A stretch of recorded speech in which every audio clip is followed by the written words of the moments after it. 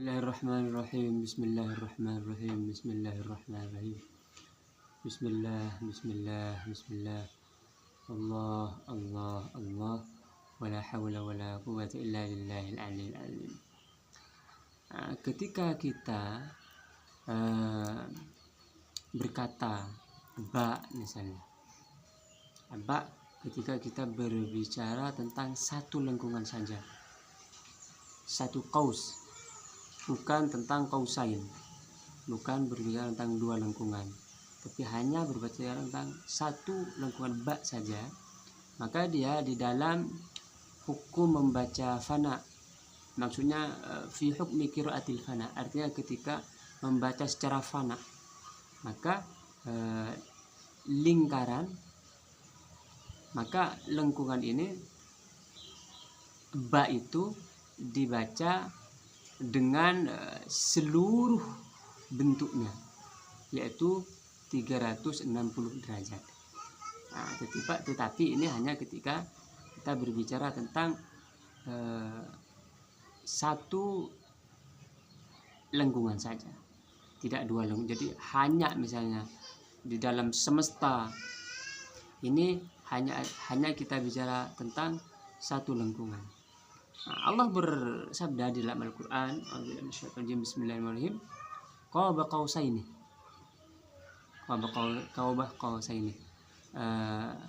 Ini ada qausain, dua lengkungan. Maka yang dimaksud dua lengkungan ini adalah ilmu zahir dan ilmu batin. Maka bahkan di sini ilmu zahir itu berarti 180 derajat dan ilmu batin juga 180 derajat. Maka bahkan di sini bahkan ilmu batin itu ditulis, sehingga maksudnya adalah bahwa ilmu batin itu memiliki pilar, lahu usul, memiliki pilar, lahu maratib, dia mempunyai fase-fase, martabat, dan juga dia lahu asasiyat, mempunyai pondasi-pondasi. Tetapi nanti sebenarnya ini ketika kita berbicara tentang satu kaus, satu lengkungan, maka lengkungan itu adalah kaus zahir, lengkungan zahir. Baik itu misalnya nun atau eta atau apapun, pokoknya lengkungan apapun berarti dia adalah lengkungan zahir.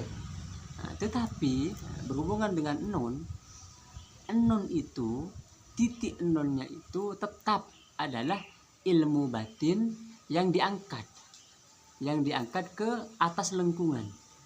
Maka ilmu batin ini diangkat sehingga berada di atas lengkungan, berarti dia menjadi nun ini ilmu kasab, artinya ilmu zahir, ilmu kasbi. Bisa dipelajari, diusahakan. Ketika kita berbicara ba, maka titik ba-nya, maka yang titik ba yang berada di bawah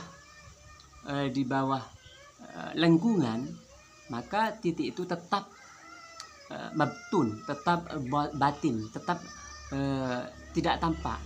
Kalau nun kan dia sudah menjadi zahir karena lengkungan dia kan lengkungan zahir. Ketika titik ba-nya itu, ketika titik yang memang awalnya adalah titik ba yang merupakan mabtun, yang batin, yang tidak tampak di awal pertemuan, kan sudah bahwa titiknya ini diangkat menjadi nun, maka dia menjadi zahir, ilmu kasbi. Nah, ba-nya ini, titik ba, dia tidak berada pada wadah, tidak berada pada lengkungan. Kalau ba-nya, kalau nun kan sudah berada di atasnya, berarti dia ada di wadahnya.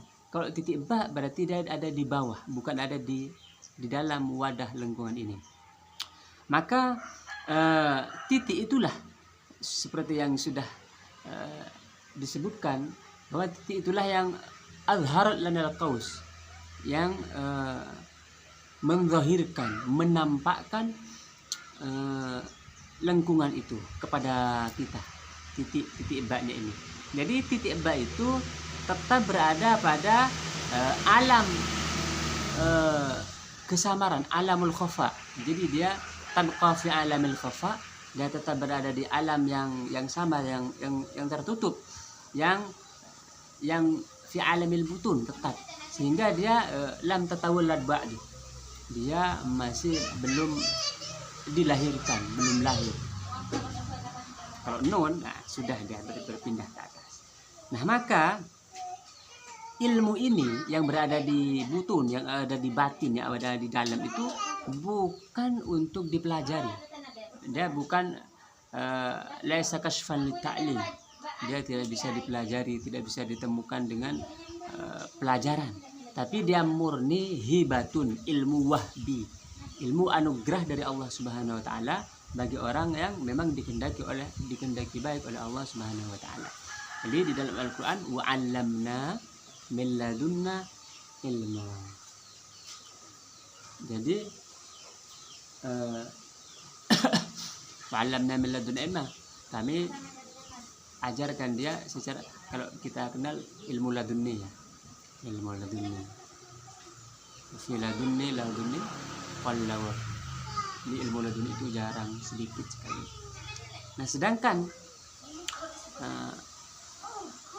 ilmu titik nun ini, titik nun itu setelah itqan, setelah memahami dengan benar-benar ilmu zahir, melalui misalnya lengkungan ilmu kasab itu, lengkungan ilmu zahir yang bisa diperoleh dengan kasab, maka Anda ini akan sampai kepada buah dari ilmu itu.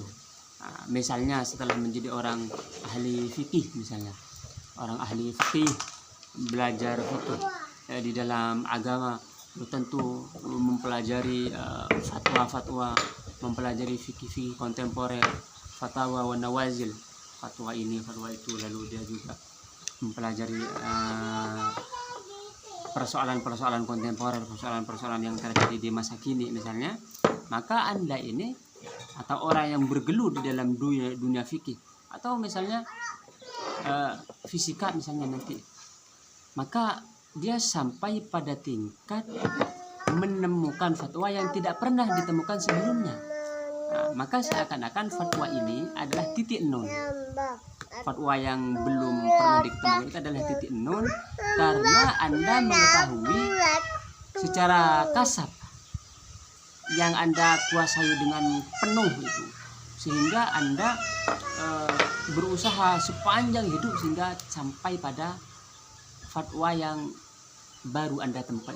Juga misalnya di dalam ilmu fisika, misalnya Anda belajar ilmu fisika, memahami betul-betul, dan hingga Anda menemukan suatu yang tidak pernah ditemukan sebelumnya tentang ilmu fisika, maka ilmu itu adalah sebuah titik non, titik ilmiah, titik kasab, hasil dari usaha keras sepanjang hidup. Jadi titik non ini adalah titik yang samroh ilmiah, buah ilmiah, wasalta ilaiha, yang Anda sampai ke sana itu mujahadah tawilah, dengan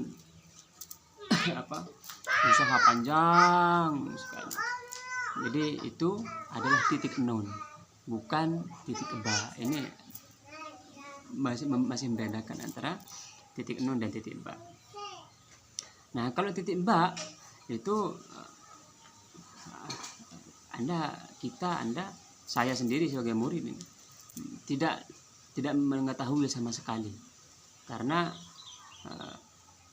untuk mendapatkan ilmu ba ini tidak melalui belajar, bukan ahli fikih, ahli fisika, bukan. Ini adalah tentang wastona'tuka li nafsi. Nah, nanti ini tentang wastona'tuka li nafsi, Allah memilih orang yang menguasai ba ini secara khusus. Nanti akan kita lanjutkan pada pertemuan selanjutnya. Bijahi Allahumma shalli ala sayyidina Muhammad wa ala ali sayyidina Muhammad.